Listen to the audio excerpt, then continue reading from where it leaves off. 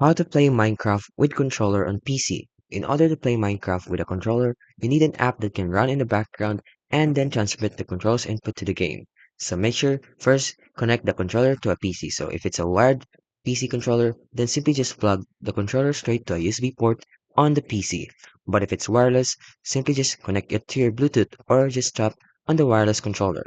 Then make sure you follow these steps. So first, you can download the Steam. So using an external link, download Steam and add Minecraft as a non-Steam game by selecting the library and then clicking the Add a non-Steam game button, and then selecting the Minecraft launcher in the list. Then open the big picture mode, click the settings button, and make sure that your controller is connected before proceeding.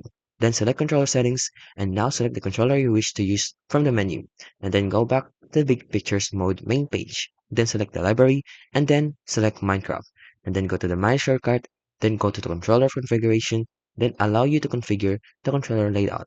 Then you can either do it manually or use the browse configs. Then lastly, you want to start the game through Steam, so you can now use your controller to play Minecraft.